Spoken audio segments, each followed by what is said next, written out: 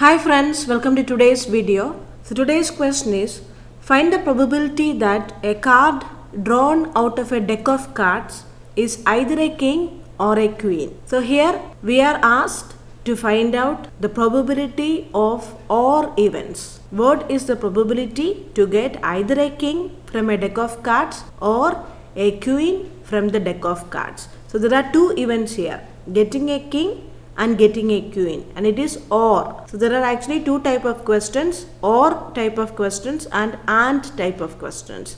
Also question can come like a card drawn out of a deck of cards is a king on first draw and a queen on the second draw. Likewise questions can come. Okay, we'll see in our later videos and type of questions.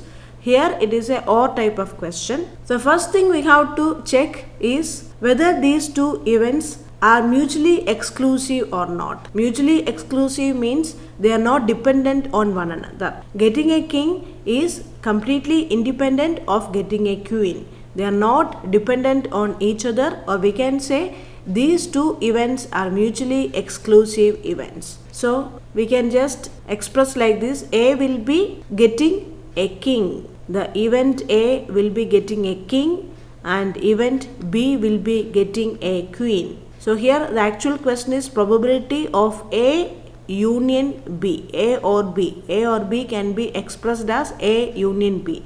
So we are asked to find out the probability of A or B, which means we have to find out the probability of A union B. So probability of A union B is equal to probability of A plus probability of B minus probability of A intersection B. So this is the actual formula. Any events, when there are two events A and B, and we are asked to find out the probability of either event A to occur or event B to occur, then we can say probability of A union B is equal to probability of the event A to occur plus probability of the event B to occur minus probability of A intersection B, that is A and B can occur together. But here, as these two events are mutually exclusive, we can say P of A intersection B is equal to 0. So here our answer would be P of A union B is equal to probability of A plus probability of B. Now what is probability of A? How many kings are there? 4 kings are there. So 4 divided by 52. What is basically probability? Probability is equal to number of favorable events divided by total number of events. So here the number of favorable events is equal to 4 and total number of events is equal to 52.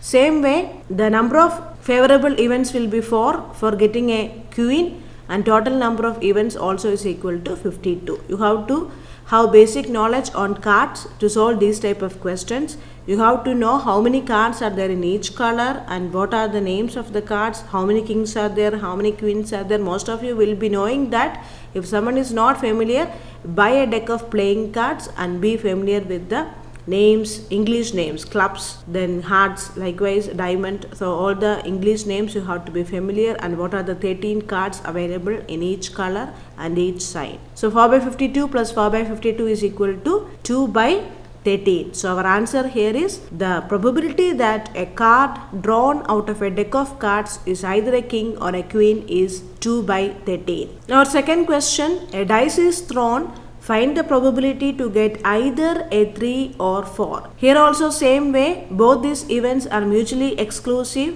We cannot get a 3 and 4 together on a dice. We get either a 3 at one time or a 4. So here also the probability of A union B, where A is getting a 3 and B is getting a 4. So probability of A union B is equal to probability of A plus probability of B. So what is the probability of getting 3? It is 1 by 6. Number of events favorable is 1 and total number of events is 6. So 1 by 6 plus 1 by 6 will be getting the answer as 1 by 3. Our next question.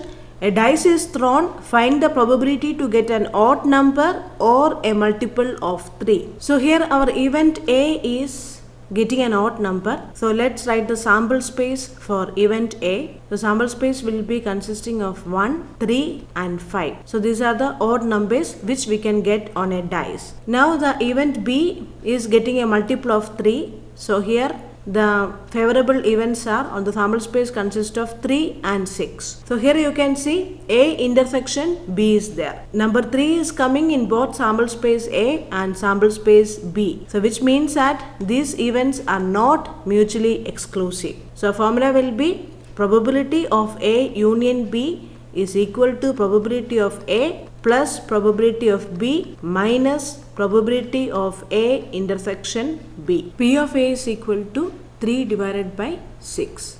Number of events favorable is equal to 3 and total number of events when a dice is thrown is equal to 6. And P of B is equal to 2 by 6 minus P of A intersection B is equal to 1 by 6. So this is the case when the events are not mutually exclusive.